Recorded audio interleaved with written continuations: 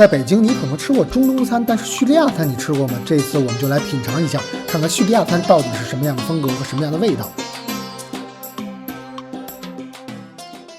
餐厅是位于北京南城的旧宫，所以它的客单价相对较低，也是一个比较实惠的餐厅。这家餐厅的主厨其实是叙利亚人，他整体做的是一个中东餐，我觉得跟我之前刚刚去过的埃及的味道会有些相似。老板人很 nice， 还挺愿意跟顾客交流的。在餐之外，你也许会有更多的收获。我觉得这个地儿还是值得来体验一下，就冲它这环境，人用这乱七八糟这餐具这个东西，就是你感受一下这是一个异域的文化，而且那个很多菜真的是跟新疆馆完全不一样，它这个菜品。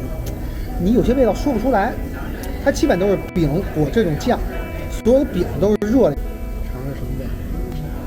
饼是挺筋道的，跟刚才酱有点像，凉的，有点稍微发酵那种酸奶那种味儿。它的拉法费，然后就是说鹰腿都是炸的，然后胡姆斯酱，稍微带点小咸味，更多是这里头炸的是有味儿，就外层脆脆的，没有什么特别明显的味儿，就是那种面的那种味儿的感觉。得多蘸点酱，要不然特别干。饭没有新疆那个抓饭好，因为它没有那种油润的东西，是相对比较干的。就是羊肉的是羊肉的味儿，饭是饭的味儿，它完全分开的。它黄色还是拿咖喱炒出来那种味儿。甜品呢，继承了这个我们印象中的所谓国外甜品，还是挺甜的。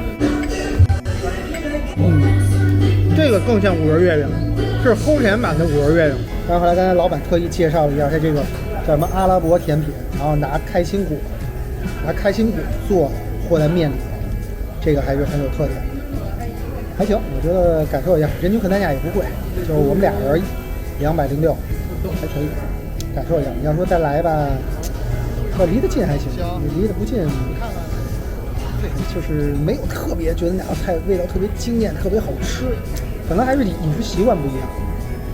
尤其对于我之前在埃及已经吃了10多天的人，可能真的就一般。